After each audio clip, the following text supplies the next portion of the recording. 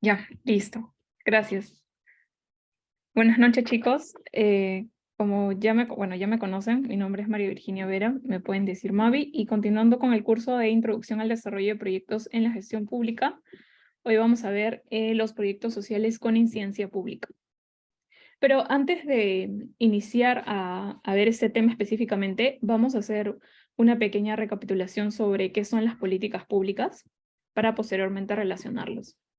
Las políticas públicas son un conjunto de decisiones que demandan el desarrollo de acciones concretas para resolver problemas específicos en la gestión pública. Esos problemas específicos, como ya se había mencionado en la anterior clase, algo similar a lo de necesidades, están relacionados a temas y estos van priorizándose conforme pues, las necesidades lo ameritan. Entonces, por ejemplo, dentro de los problemas pueden estar relacionados al tema de justicia, al tema de salud para la reducción de anemia, al tema de gestión de riesgos, la lucha contra la violencia de la mujer, el tema de friaje y heladas y así sucesivamente. Ahora, las políticas públicas lo que buscan es generar valor público, es decir, soluciones concretas a los problemas de los ciudadanos en el marco de un Estado de Derecho. El éxito y legitimidad de las políticas públicas depende de los niveles de participación e involucramiento de los ciudadanos. Es decir, que es muy importante que nosotros podamos involucrarnos en la creación de las políticas públicas para que éstas puedan generar valor. Ahora, ¿qué es el valor público? El valor público es entendido como, propiamente su nombre lo dice, como el valor o la valoración que los ciudadanos damos a los bienes o servicios que recibimos del Estado. Es decir, si estos logran o no satisfacer las necesidades. Y la evaluación del valor público es lo que permite definir objetivos sociales, económicos y ambientales para el diseño de las políticas públicas. Ahora, ¿por qué hacer incidencia en las políticas públicas?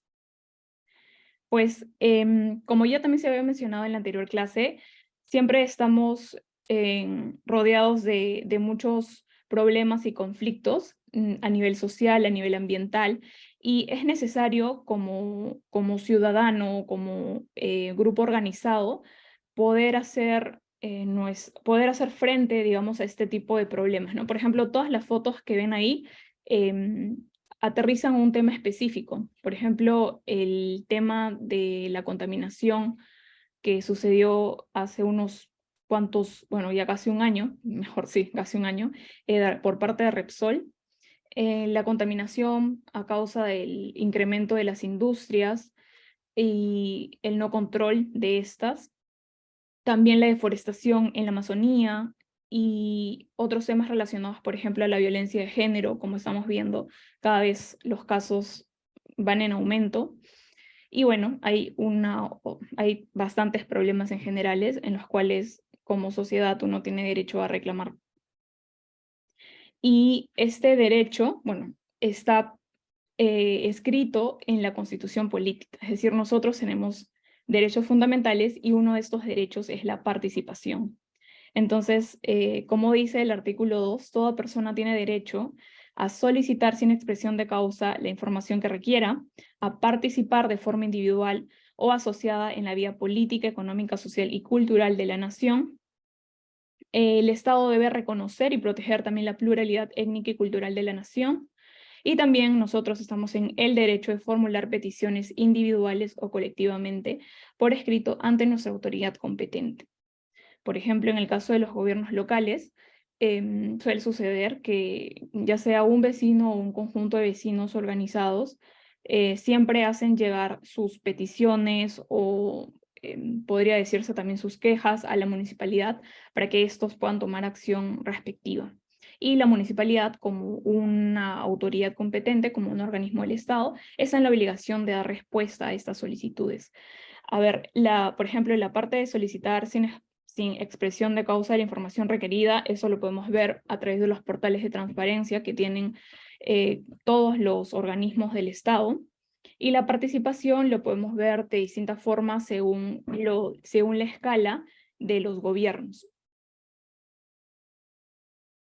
Además, nosotros tenemos derecho a la paz y a la tranquilidad, así como gozar de un ambiente equilibrado y adecuado para el desarrollo de nuestras vidas. Y así como tenemos estos derechos mencionados, también hay deberes. Por ejemplo, no solamente es un derecho en la participación, sino también es un deber. Entonces, por eso es que es muy importante que a través de algunas gerencias se promueva este desarrollo. Entonces, esto involucra tanto el conocimiento como tratar que la población se involucre en estos temas. Ahora, en el artículo 31 se detalla que los ciudadanos tienen derecho a participar en los asuntos públicos mediante un referéndum, que es una votación que se va a dar para algún cambio de repente de ley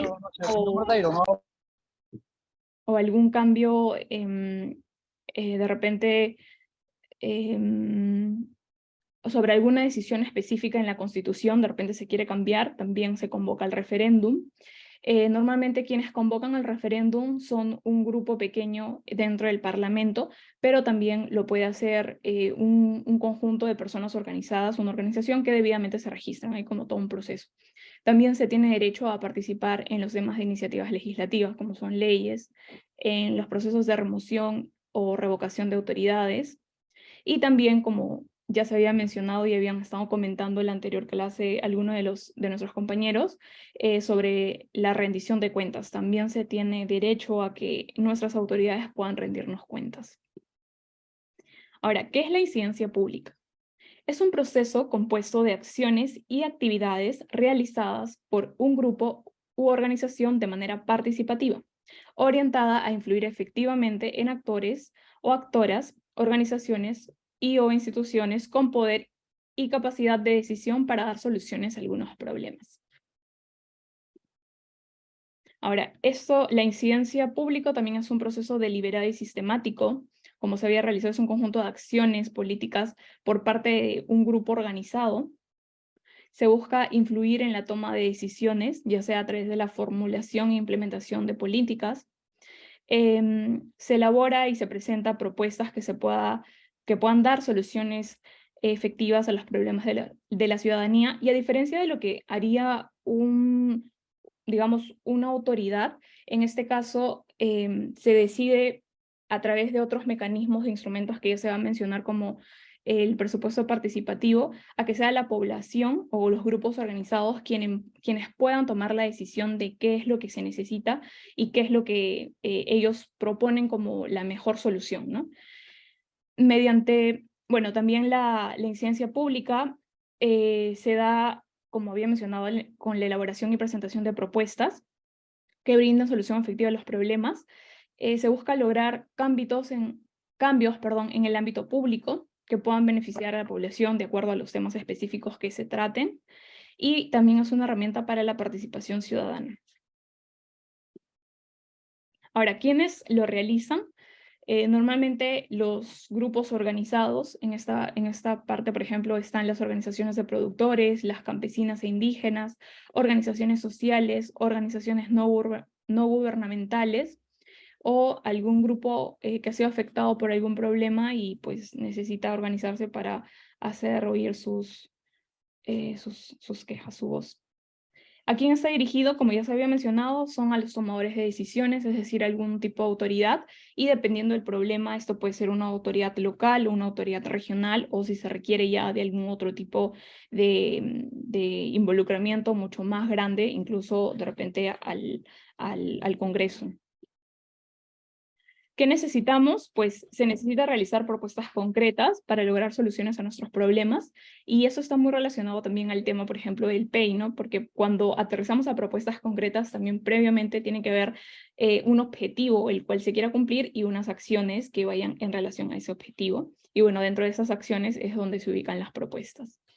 Y también parte de lo que se necesita para lograr hacer incidencia pública es insistir y convencer a las personas que tienen el poder de decisión. Entonces, quiere decir que muy aparte de las acciones, hay que saber sustentarlo bien y tener buenos argumentos para que realmente podamos convencer a las autoridades. ¿Para qué nos sirve? Para conseguir respuestas concretas a un problema específico o a problemas, para que se respeten nuestros derechos, y para que se den cambios en la relación de poder, es decir, que hay una mejor relación entre la sociedad civil y la autoridad o los funcionarios.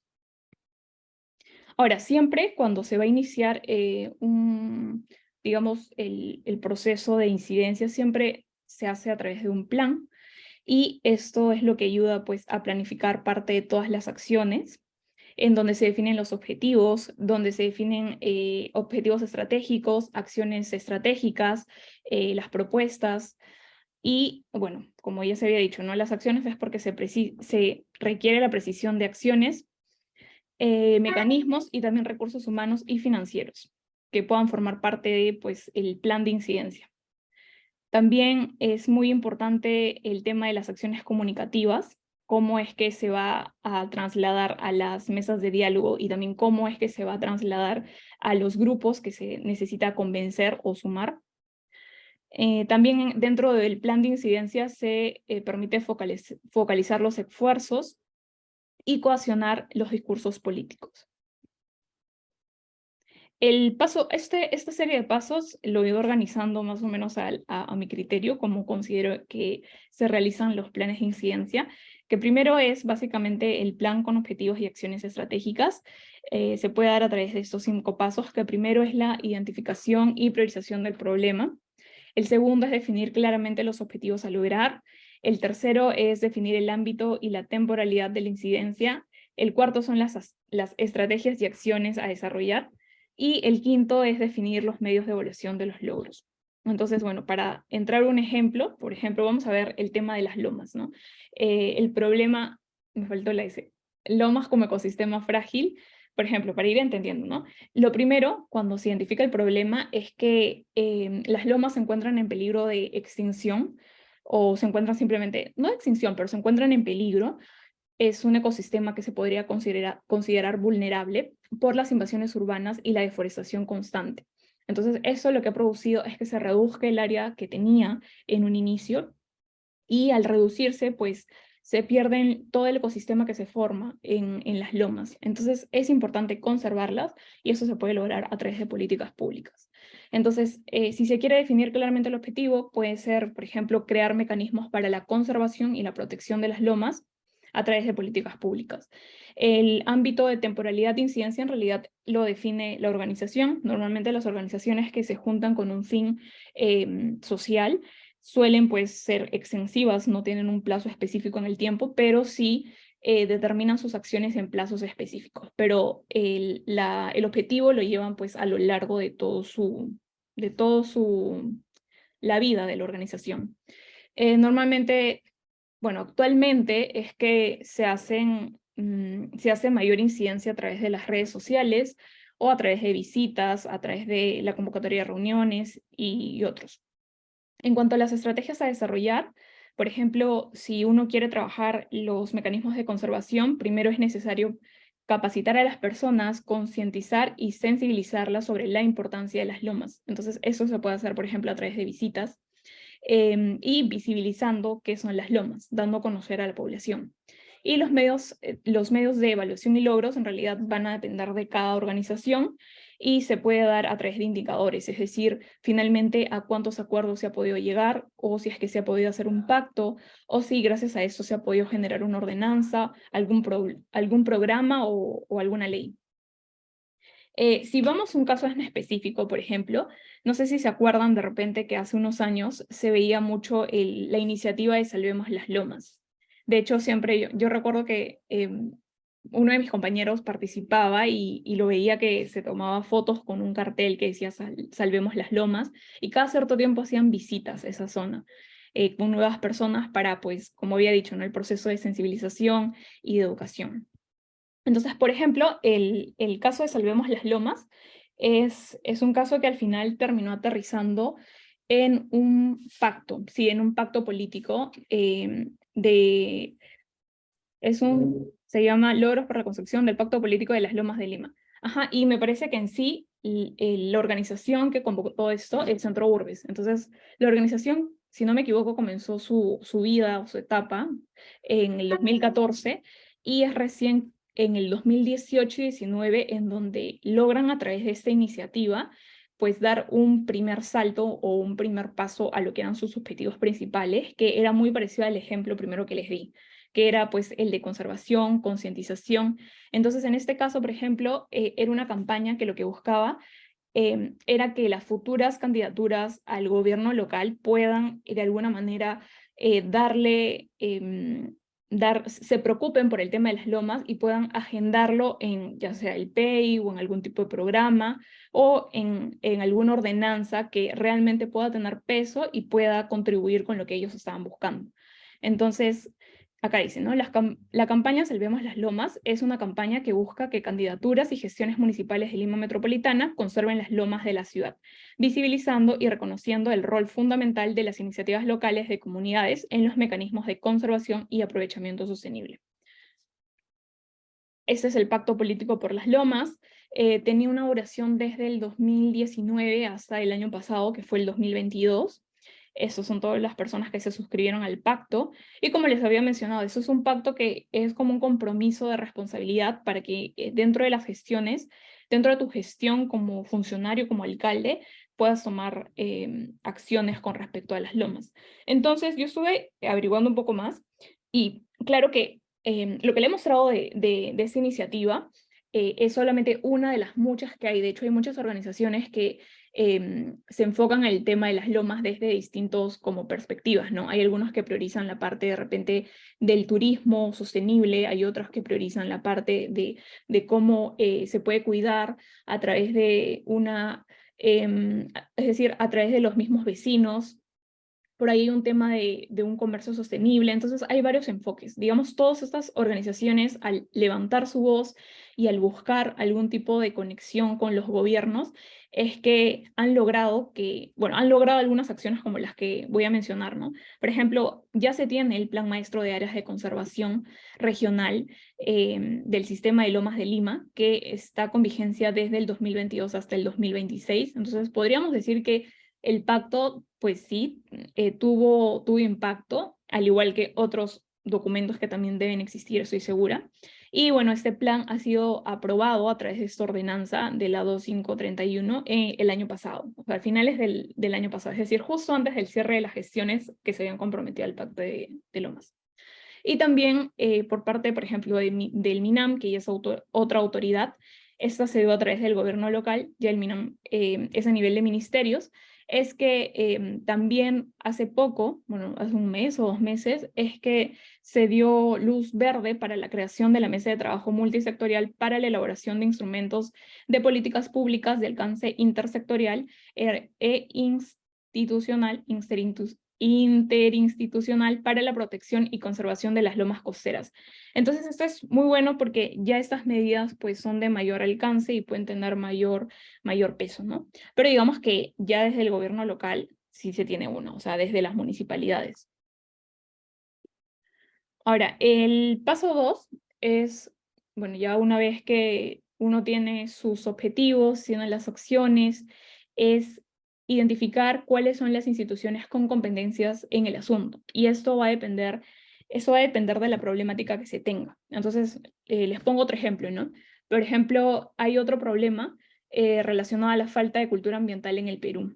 Hay muchas personas que desconocen y pues si no se conoce es difícil que uno proteja lo que no conoce.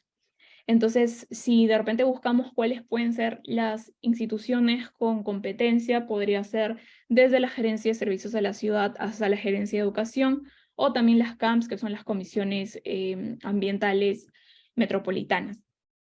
Entonces, por ejemplo, aquí se eligió como ejemplo la CAM, porque esta es la que promueve diversos mecanismos de participación de la sociedad civil y la gestión ambiental, como que es a través de la información, planificación, gestión de proyectos y vigilancias. Entonces, es importante que se identifique cuál sería la mejor área para poder iniciar con el paso 3, que sería las mesas de diálogo. Estas mesas de diálogo son los mecanismos de participación y concertación. Como les había dicho, es muy necesario esta parte del diálogo, no solo para convencer, sino para saber sustentar correctamente la necesidad del problema, ¿no? El proyecto o lo que se quiera proponer. Entonces, es importante también establecer, digamos, mecanismos que nos ayuden a poder darle solución a estos conflictos sociales por parte también de las autoridades. Después, a ver, también se busca crear un clima de confianza entre los actores, llegar a acuerdos también, porque recordemos que a veces, por más que uno quiera de repente algo, no es posible de dar la totalidad dentro de una gestión. Entonces también ahí tiene que haber como una especie de, ¿cómo se le dice? Tienen que haber una negociación. También es necesario porque a través de este tipo de mesas se puede dar a conocer los intereses, las posiciones y en fin, ¿no? Y arribar a acuerdos. Bueno, esto es algo similar, es la importancia de establecer las mesas de diálogo. Bueno, los voy a leer un poco para que se entienda mejor. Es la institucionalización del diálogo y la concertación. Ayuda porque se compromete a fomentar el diálogo y la concertación entre todas las organizaciones, tanto políticas como de la sociedad civil, en base a la tolerancia, la afirmación de las coincidencias y el respeto a las diferencias de identidad, garantizando las libertades de pensamiento y de propuestas. Ya. Y el paso 4 ya es aterrizando un poco a este contexto, porque ya prácticamente la mayoría de movilizaciones se hacen a través de las redes sociales. Entonces, eso también juega un papel muy importante, porque aparte de tener buena comunicación con nuestras autoridades, tenemos que saber difundir correctamente este mensaje para que tengamos más aliados y más personas puedan sumarse. Entonces, hay bastante incidencia política en las redes, en diferentes medios, en diferentes redes sociales, desde Twitter, desde Facebook, desde LinkedIn, desde TikTok y así. Y bueno, estas también tienen bastante impacto, porque recordamos que casi la mayoría de jóvenes, bueno, la mitad creo que ya son prácticamente nativos digitales. Entonces, pues esto ha logrado también un gran impacto. Porque además recordemos que no todos los medios de comunicación controlan las redes, entonces también es una forma de llegar a más personas. Y pues así como también se ha hecho de repente se ha hecho convocatorias para reuniones, también es que a través de las redes sociales se puede difundir las acciones de grupos organizados o los programas que intentan hacer incidencia, como por ejemplo en el caso del el programa de MINAM, que está fomentado desde la Dirección de Educación, que es el programa Yo Promotor. Y bueno, también a través de otras páginas web o otras redes, no necesariamente redes sociales, es que podemos encontrar cómo se puede hacer también incidencia en casos específicos, como por ejemplo el más reciente que fue el accidente que ocurrió con la ciclista, con Ceci. Y bueno, dentro de las redes también de TikTok, encontramos bastante movimiento desde cómo se hace presente en las marchas hasta la difusión de los problemas para lograr entender y convencer a las personas. Y también pues hay bastantes ya como representatividad por partes de distintos actores, ¿no? Que siempre están en la búsqueda de un bien, como por ejemplo en el caso de Greta. Y finalmente, ya como para ir cerrando, uno de los, digamos, instrumentos de política que apoya y que ayuda a que uno pueda concretar en específico en un proyecto es el presupuesto participativo. Ahora, ese es uno de los muchos que pueden haber, porque, por ejemplo, como en el caso de Las Lomas, la finalidad no aterrizó en un proyecto específico, pero sin embargo sí aterrizó en un pacto que pudiera generar interés dentro de las autoridades, y estos poco a poco pues van evolucionando en los distintos niveles de gobierno. Entonces no todos tienen que aterrizar de repente a un proyecto específico, hay algunos que pueden aterrizar un pacto, otros pueden aterrizar de repente a la formación de algún programa y así. Entonces el presupuesto participativo, como les había mencionado, es un instrumento de la política, y en la cual las autoridades, tanto regionales como locales, pueden, bueno, debidamente pueden generar pues reuniones con organizaciones debidamente representadas o organizadas para que se pueda pues ver dónde se va a priorizar ese presupuesto, de acuerdo a las necesidades y problemáticas de algún grupo en específico. Y siempre todas las peticiones, digamos, o todo lo que se llegue, tiene que estar orientado en un plan mayor, en este caso en el plan de desarrollo concertado. Y esto también estaba mencionado en la anterior clases. Recuerdan que les había mencionado sobre el PEI, y habíamos dicho que el PEI también basa todos sus objetivos y estrategias dentro de planes mayores. Bueno, en este caso, por ejemplo, el de presupuesto participativo es específicamente en el plan de desarrollo concertado. Y bueno, hay una fotito del presupuesto participativo de este año, del 2023. Ahí están las inscripciones. No recuerdo de qué, creo que esa es esa es de la Victoria. Está hasta el 13 de abril, entonces ahí ustedes se inscriben, pueden inscribirse, como le digo, los grupos organizados y pueden formar parte. Me parece que hay varias mesas de trabajo, son como 3 o 4, y dependiendo de cada municipalidad el proceso va cambiando un poco. Y bueno, ya para finalizar, lo único que me gustaría pues brindarles desde un poco mi experiencia y también lo que he podido percibir es que para que realmente se logre llevar a cabo los proyectos sociales es necesario de estos 3 elementos, que primero es la unión, es decir, la integración de los grupos, de las personas con mismos intereses, es la perseverancia, porque sin la perseverancia en realidad no se logra nada, por más que haya voluntad, por más que haya talento. Y finalmente es la educación, porque gracias a esto nosotros siempre podemos estar un paso adelante, conocer los mecanismos, conversar con autoridades. Entonces es muy importante la unión de estos 3 elementos para que podamos concretar los proyectos que tengamos, ya sea desde una organización o ya sea, bueno, sí, desde grupos organizados. Y bueno, finalmente les dejo mis redes, porque ya como esta es la última clase, para que puedan seguirme en Instagram y en Facebook. Mi contenido está casi orientado a arquitectos, sin embargo es muy interesante porque ya en estos últimos, bueno, en este último mes he estado mostrando una serie de proyectos que sería bien interesante que puedan verlo, porque generan un impacto a nivel urbano y muchos de los proyectos, como por ejemplo el parque fluvial en Bangkok, Tailandia, logran dar solución a problemas actuales. Entonces, es una forma también de entender cómo a través de la arquitectura o a través de los proyectos arquitectónicos se logra hacer frente. Entonces, digamos que esos también son herramientas para hacer políticas públicas o para llevar a cabo políticas públicas.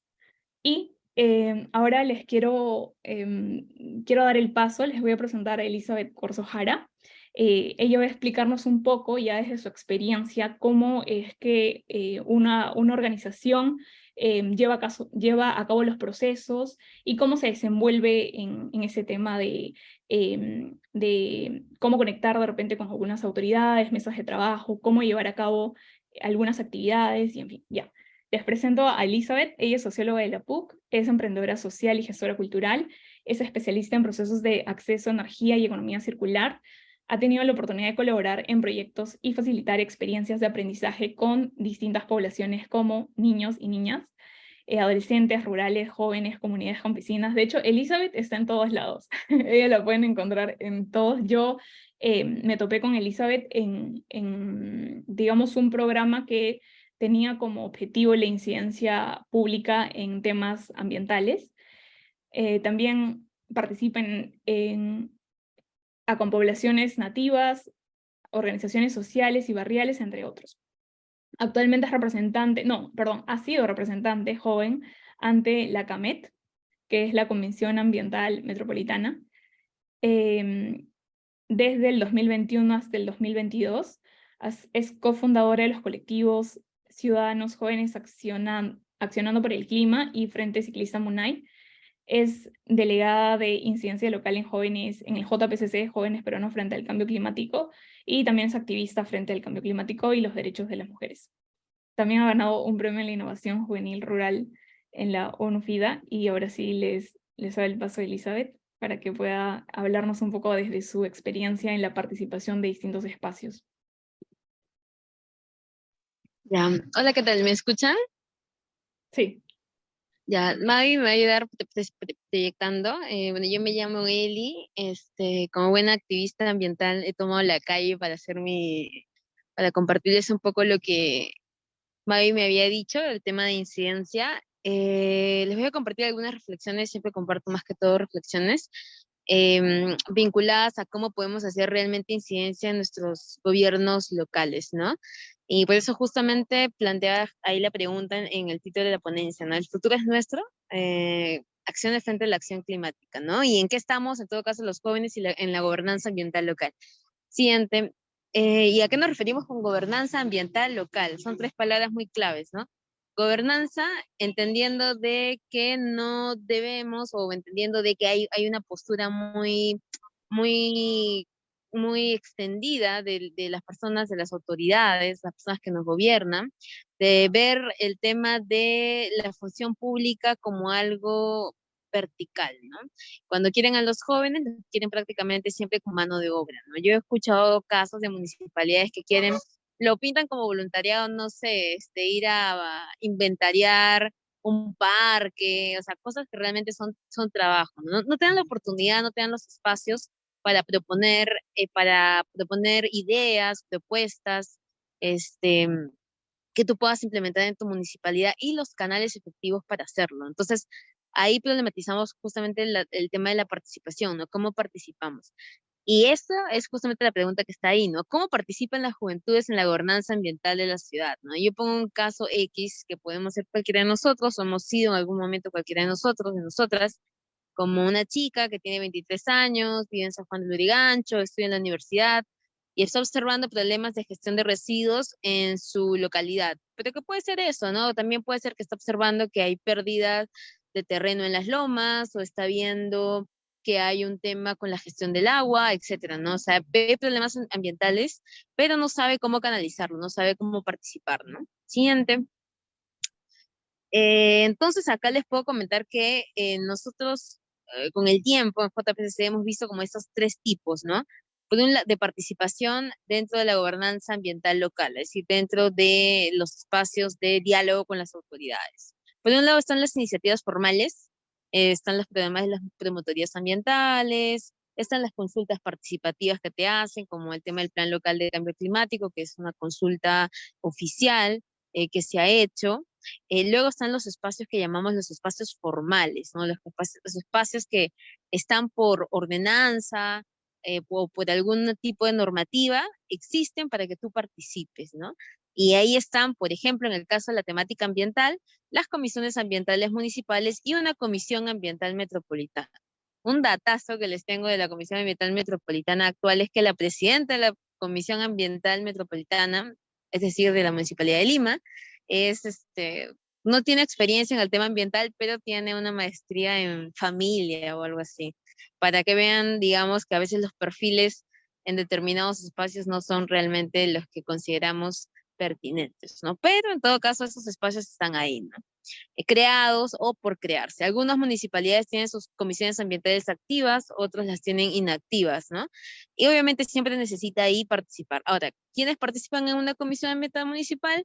Obviamente funcionarios de esa municipalidad, entidades públicas, sociedad civil, puede ser colegio, ONGs, organizaciones juveniles, etcétera.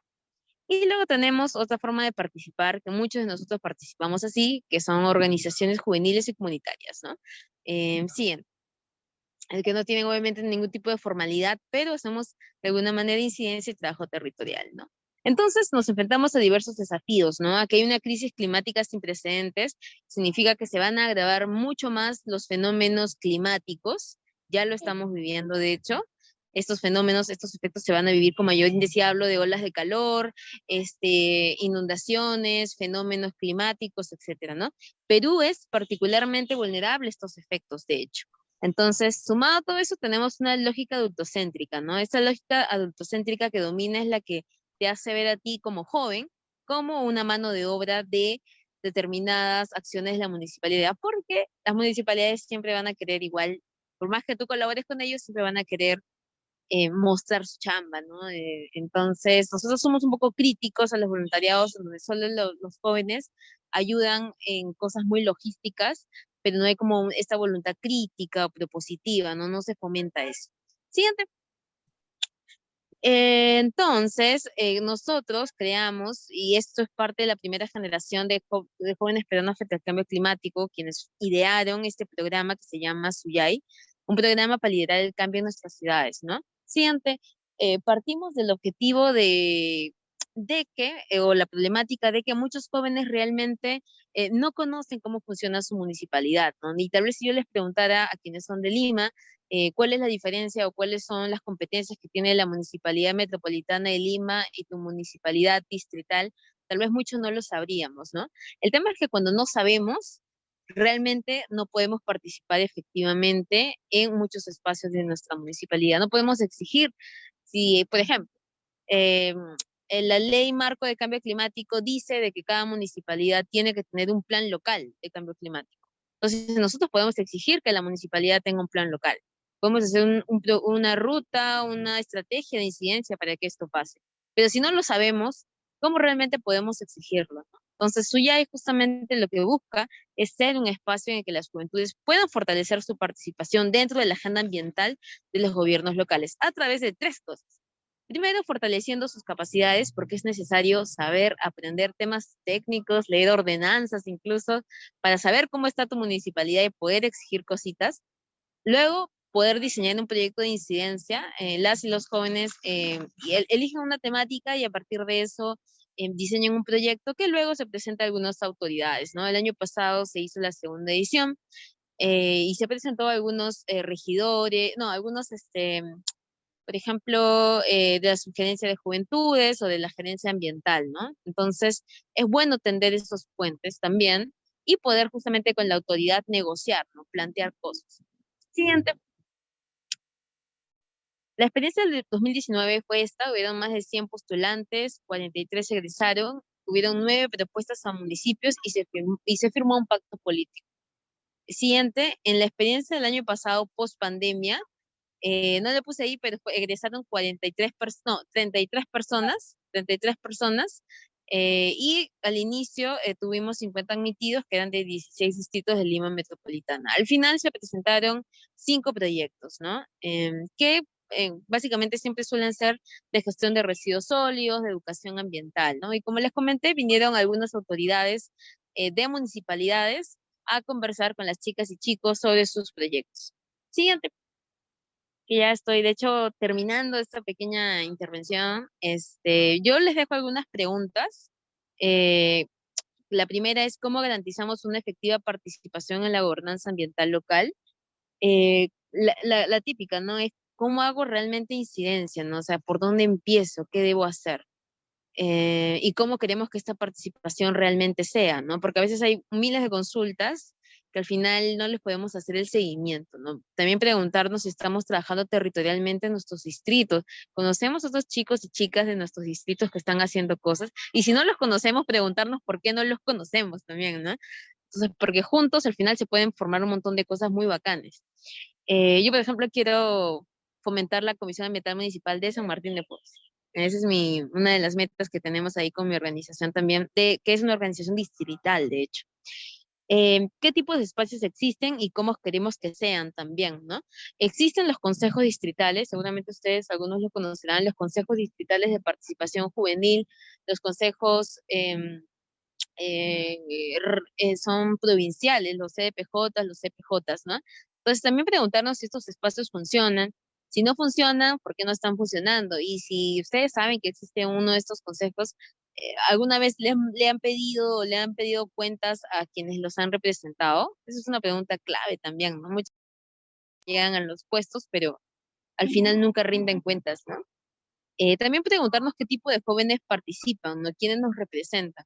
Obviamente para participar hay un tema de privilegios ahí también, porque para participar tú necesitas tiempo y para tener tiempo necesitas una vida más o menos solucionada, más o menos organizada. Yo dudo muchísimo que un joven que tiene que estudiar, trabajar, un joven, no sé, que está tercerizado en un servicio de limpieza, un joven que está trabajando 10 horas al día, o sea, realmente pueda participar, pero sus demandas, sus opiniones son claves.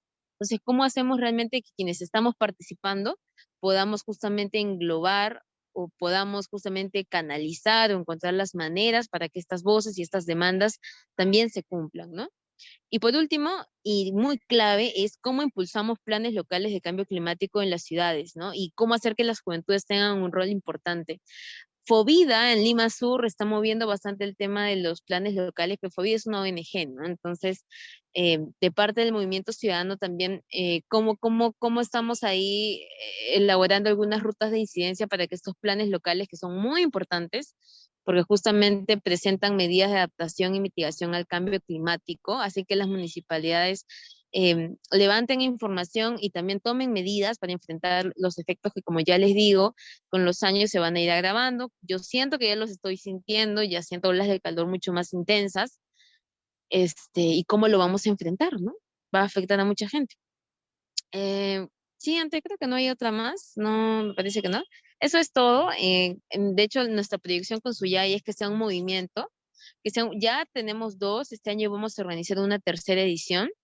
Y la idea siempre es lo mismo, ¿no? Es seguir construyendo redes, seguir fortaleciendo jóvenes ciudadanos para que puedan conocer cómo funcionan sus gobiernos locales y puedan realmente incidir, hacer propuestas, participar en un presupuesto participativo e ir con la información correcta, ¿no? De hecho, Suyai para mí ha sido algo bien chévere porque luego cuando a veces he estado en el espacio público y me han querido como evitar que yo haga alguna actividad artística, es como que yo digo, ¿y dónde está eso? Como que ya siento que entiendo mejor, ¿no? Que puedo reclamar con conocimiento de causa.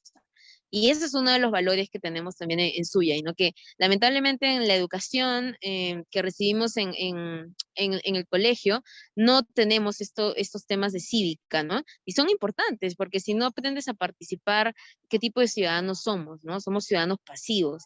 Entonces, es necesario no solamente conocer cómo funcionan los ministerios, porque es lo típico, ¿no? Tengo un problema y voy al Ministerio de Cultura, y el Ministerio de Cultura igual me va a derivar, no sé, a la sugerencia de cultura de mi municipalidad. Entonces, hay muchos temas que se ven a niveles locales, hay presupuestos asignados a determinadas cosas. Villa Salvador, por ejemplo, tiene un presupuesto asignado para temas de violencia de género, de temas de sensibilización, de trabajo con las mujeres. Entonces, preguntarnos, ¿lo está haciendo o no lo está haciendo, no? ¿Y cómo puedo entrar yo? El plan de educación ambiental, los planes de educación ambiental, el tema del plan Educa, también hay presupuesto ahí. Entonces, ¿cómo realmente podemos aprovechar estos recursos y hacer presión para poder participar con nuestras propuestas también, ¿no? Eso, muchas gracias. Muchas gracias, Elizabeth. Ha sido muy interesante todo lo que nos has contado, sobre todo desde tu perspectiva, porque justo ahora que acabas de mencionar este tema del Plan Local de Cambio Climático, justo en la clase de lunes yo les había enseñado bueno, todos los presentes, cómo es que yo llevo un curso, hubo una convocatoria abierta por parte de Foro Ciudades para la Vida, algo así creo que con la Universidad de San Marcos, y ahí nos enseñaban cómo se había hecho toda la elaboración. Y ahora que me pongo a pensar, y tú me mencionas lo de la participación de los jóvenes, claro, porque finalmente no hay participación, es más que todo como procesos de consulta. Y sí sería interesante que de repente, antes de que solamente haya un proceso de consulta, pueda haber un proceso como de aportes o algo así, ¿no? Porque es cierto, a veces es necesario los diversos enfoques desde juventudes, desde niñez, desde otros ámbitos para poder pues tener propuestas más ricas y sobre todo que proyecten mejor las soluciones. Entonces, bueno, por ahí como que me hizo pensar y me doy cuenta que es muy importante conocer todo tipo de experiencias, ¿no? Desde los que arman hasta los que buscan mejorías. Y bueno, chicos, esta clase ha sido súper breve. Gracias, Elizabeth, por tu participación. Y no sé si es que tienen alguna pregunta o también quisieran dar alguna opinión, pueden también levantar sus manos o si no, podríamos pasar al break. Vamos a ver. Esta clase, y como sí, la verdad es que hemos terminado antes, tenemos bastante tiempo para armar algo pequeño, para que no se les vaya acumulando con el final. Bueno, el primero es, en base al problema que se planteó desde la primera clase con Fabio, es poder definir un plan de incidencia con un objetivo y con acciones a desarrollar. Definir cuáles serían las instituciones con las cuales se establecería el diálogo y armar, uy, me pasé de números, es 1, 2, 3, y armar un flyer para redes sociales que lo pueden hacer en cualquier formato libre, cualquier tamaño, pueden hacerlo desde Canva, Illustrator, Photoshop, PPT, y puede estar destinado para